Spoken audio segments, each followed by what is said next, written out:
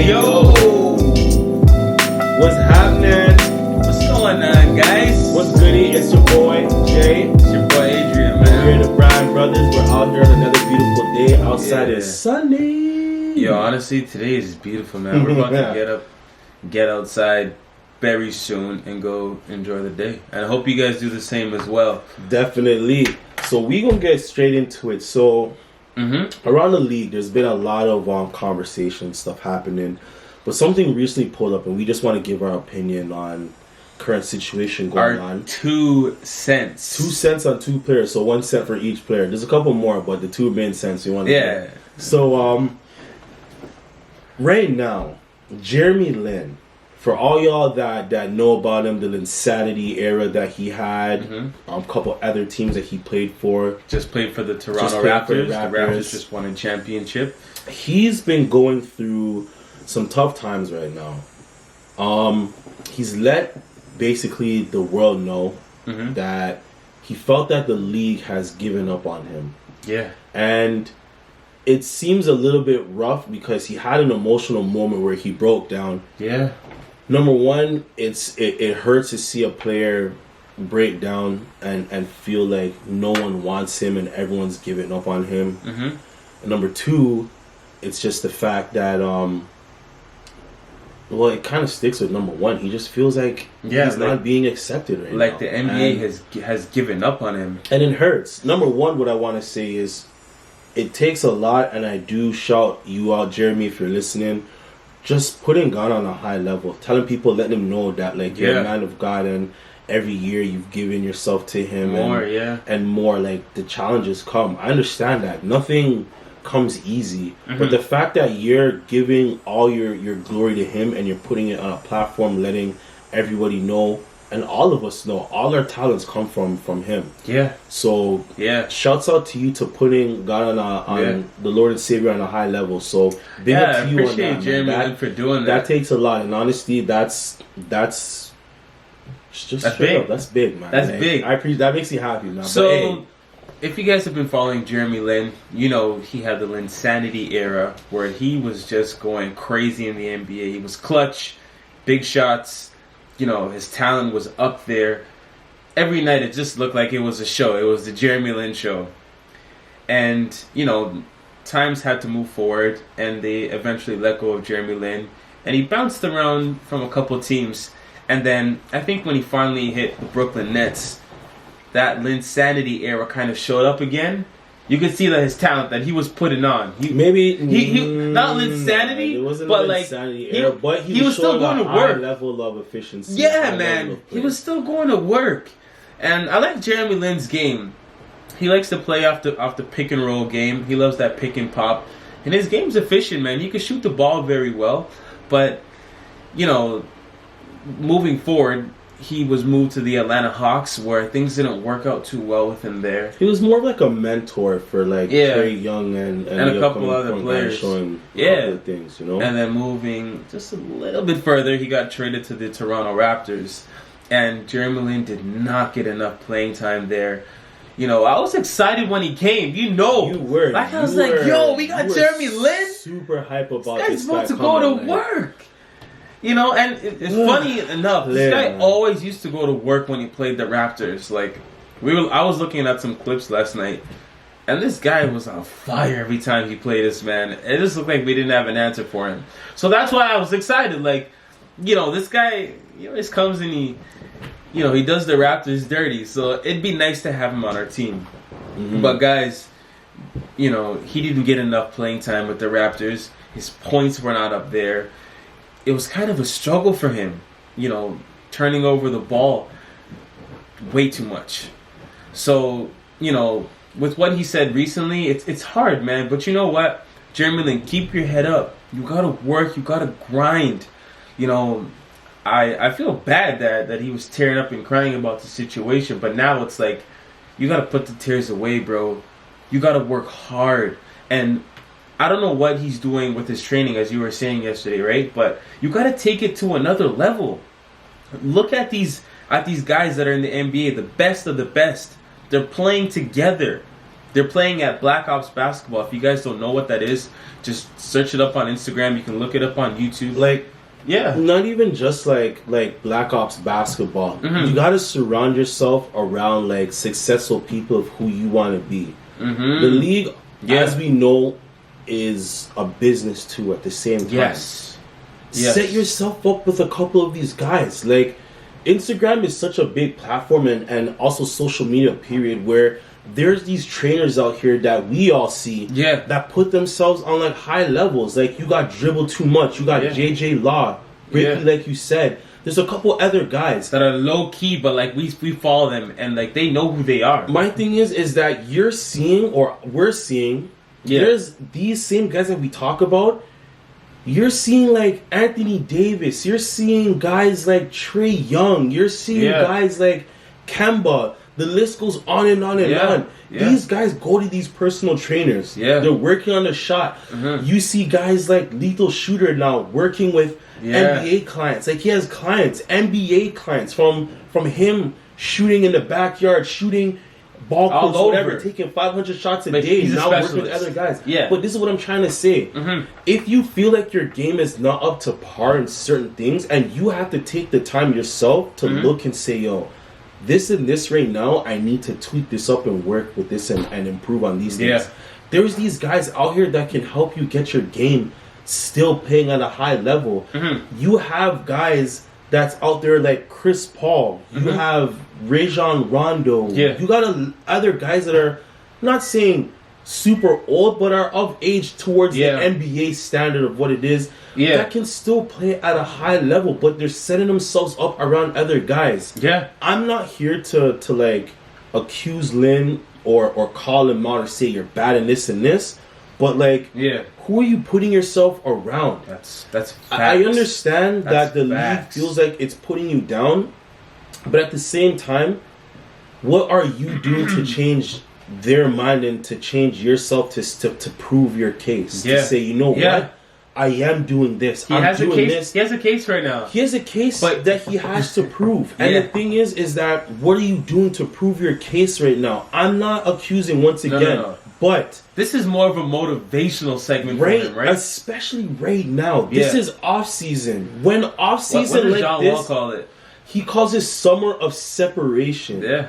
This is right now where you need to separate yourself from your competition and put yourself on a platform to show people that, listen, I am this guy. My perspective, I can't speak for Lin, but from when the Linsanity era started, and it was going up there, right away I'd be like, yo, I need to train with this guy. I need to be this guy. To stay at that talent level, I want to be at the top and keep it that way. But at the same time, too, Lin being a man of God, I don't know if he was doing other things, you know, on his off time or whatever to, you know, shed the word of God to other people. And if that's what you're doing, all big ups to you. But specifically now, when we're talking about the league, if you want to stay in this league, you got to put yourself around guys right now that are fitting the standard. And you need to keep yourself on that high with them so 100%. You have a position in the league. Especially being a point guard. Look at the modern right day point guards. Kyrie Irving, Trae Thompson, Trae Young, Kemba Walker, Donovan Mitchell. All these guys. There's so much guys that are playing at this level. And you can't forget Russ.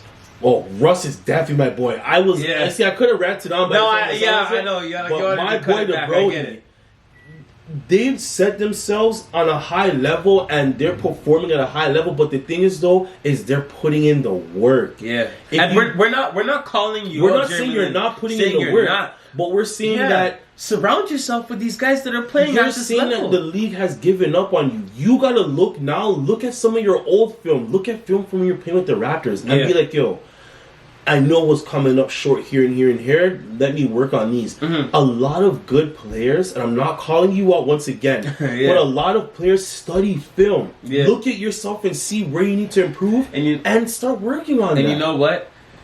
It's kind of tough, but guess what? You can't call out the league and say that they're, you know, not trusting in you or they don't believe in you anymore. You can't use them you got to look at yourself because it's about you. It's about your skills. You're selling yourself to a team to show them what you do. Exactly. So it's not the league, but when you get in, say, you're on a team, what are you doing? Are you producing? Are you distributing the ball? Are you, mentoring the others? How are you helping that team to move forward?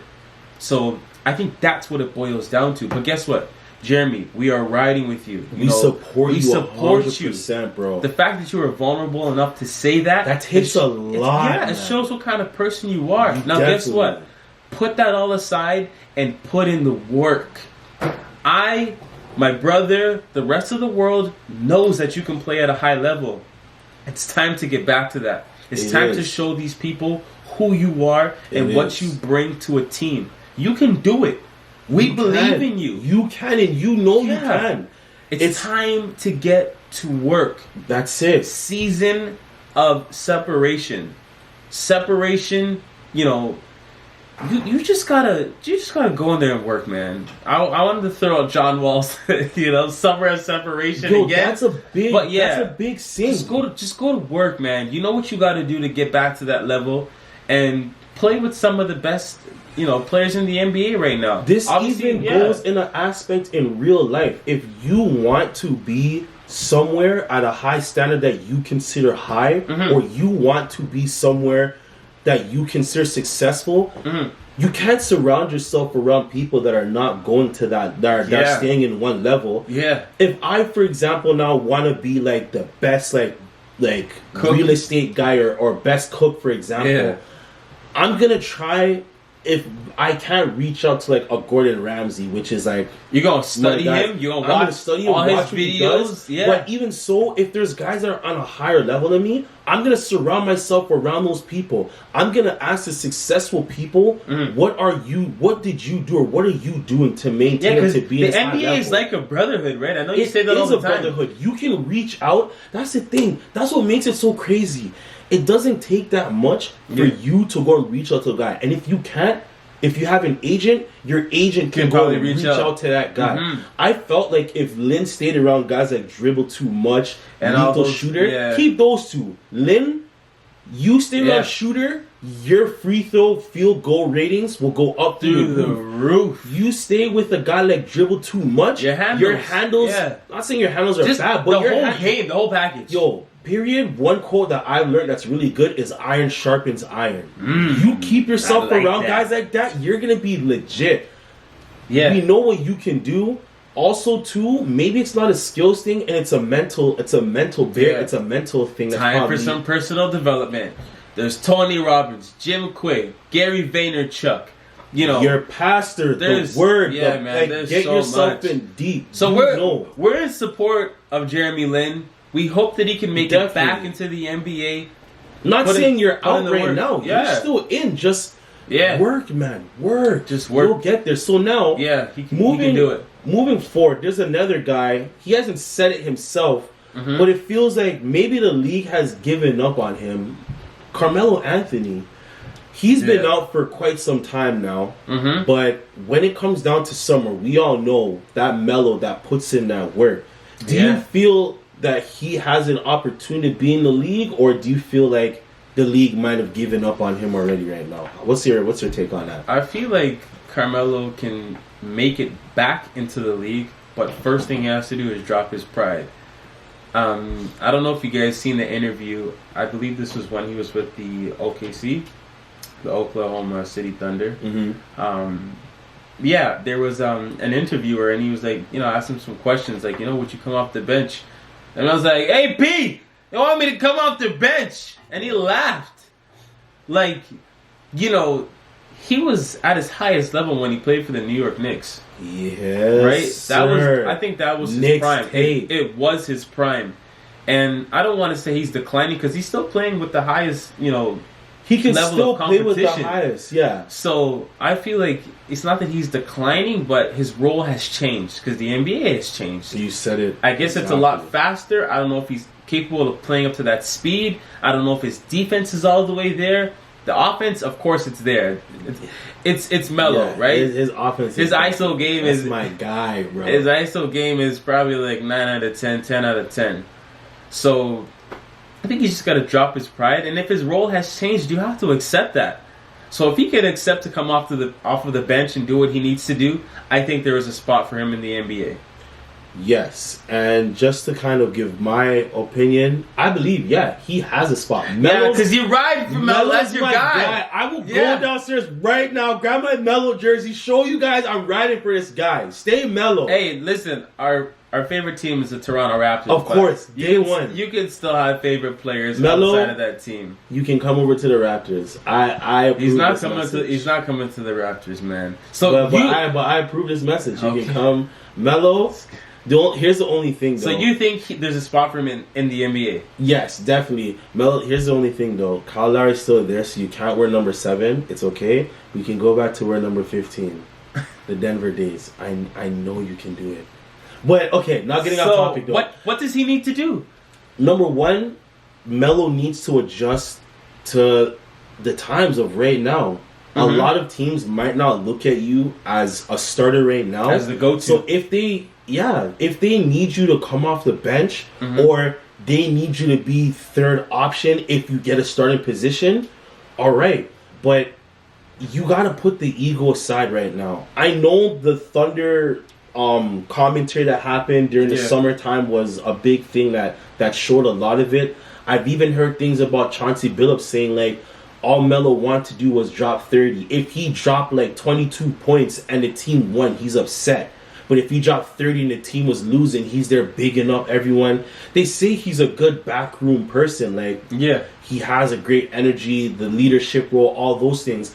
But just as your role as the player as you are, if teams are noticing, like, listen, Melo's not like the New York Knicks tape Melo, or we don't need you to be that type of guy. You gotta be able to say right now, as much as it's hard, okay, you know what? As much as I want to do this and do that, right now, this is what they want from me, and just I'll do it. But here's the thing, it's not saying like it's a wrap, like you can't be that guy no more. If, let's say, for example, now, the Thunder needed you, or Houston, the last team you played, said you need to come off the bench.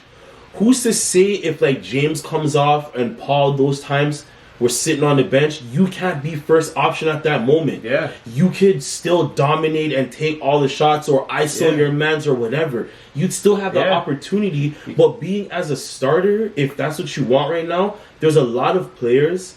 I'm not saying that you're worse than a lot of players. You're still better and good to play with a lot of players. Brinkley said he's better than 70% of active NBA players right now. And you know what, though? How do you feel about that? Here's the thing. Go in the comments and let us know. Is he better than 70% of NBA players right now? Melo, as we all know, is a great offensive player. Yeah. Defense was not his strong suit. Yeah.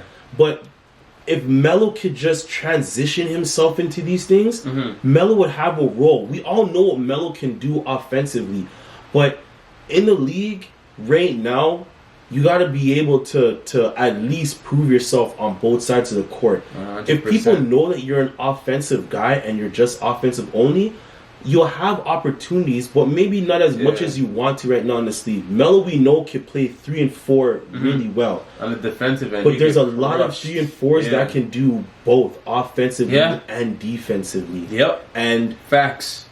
Melo, I'm just saying, you got to put that ego to the side and just adjust with what's being offered at the time. If they need you to be this guy, be that guy. Yeah. You'll get the league. But I feel right now across the NBA, a lot of people are probably not picking him up, maybe because of the ego. I don't think it has anything to do with his gameplay. Yeah, the offense is there. If we look at both of the teams that he recently played for, the OKC, I just want to say like the whole name, but like I'll say OKC and Houston. So when he played for OKC, he averaged 16 points. When he played for Houston, he averaged 13 points. So he could still put up some numbers, which is good. But I think, like you were saying, on the defensive end, are you all the way there? Are you 100% committed? Or are you just looking to get yours? Right? And I feel bad for Carmelo Anthony. I hope that he can come back to the NBA and have his farewell tour, because apparently that's all he wants. So if he can get that, that'd be awesome. But look, there's so many other players that want to make it back to the NBA. You guys have heard Monte Ellis, Amari Stoudemire. They've tried out for a couple teams. There's Nate Robinson. Free Nate. That's a hashtag going around. Nate Robinson wants to make his way back. Look at Anthony Bennett. Yo, that guy. Look at that. God he is was good, put man. on such a high standard to be like, yeah. He was like one of the top picks. Yeah, he was number one. And then had all these trials happen, bouncing around team to team. Nobody wanted him. Fell out the league for a minute. Grinded his tail off. Came right back that he has a position with the Houston Rockets. There you go. It's not over. Yeah. That's what I'm trying to say. Yeah. For Jeremy and for Carmelo and other boss, it's not over. It's not over. But you have to be willing to put in the work, but not only just the work, because we know you guys can put in the work. Yeah. But you have to be willing to accept whatever role is being given to you right now. I think that's more speaking towards Melo, because I know you still want to be a starter and you have the capabilities, but other teams right now probably just want different from you. Maybe they don't want you to be the starter right now, and they have enough people to start right now in the league. Just be a role player, right? Be a role player. Yeah. If that's what it takes, you gotta do that. There might be another team that'll be like, listen, this guy's doing so much right now. Yeah. Yo, I want this guy to start. Right now, in your situation, maybe some teams don't see that right now, but you have to be willing to accept whatever it is, and maybe you could get a starting role, but at the age of being 34, 35 in the league, some people consider that old. For LeBron, that's a different story.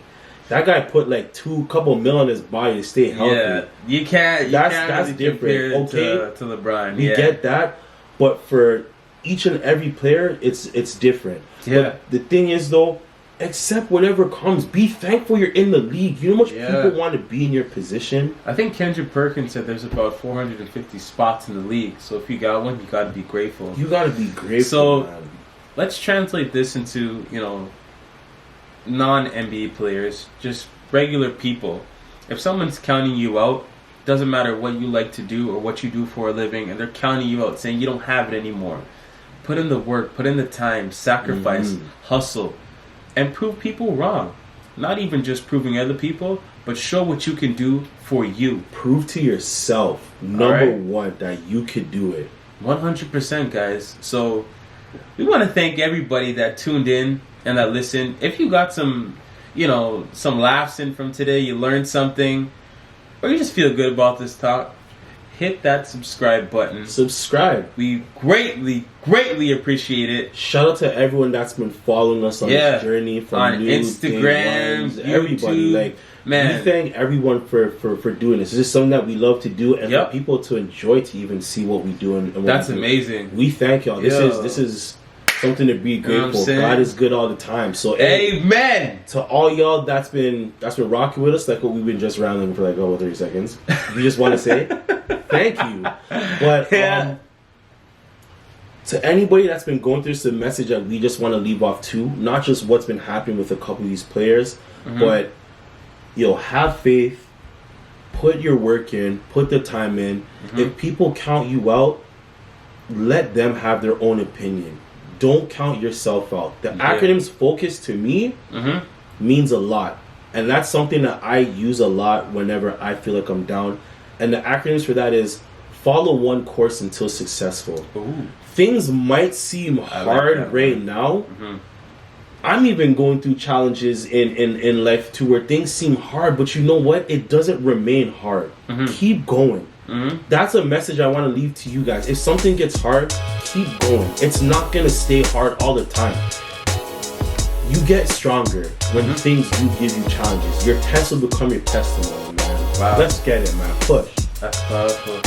Hey, ladies and gentlemen, appreciate you guys for tuning in. We are the Bryan Brothers. Whole lot of love, Peace. man. Love is love. Ooh.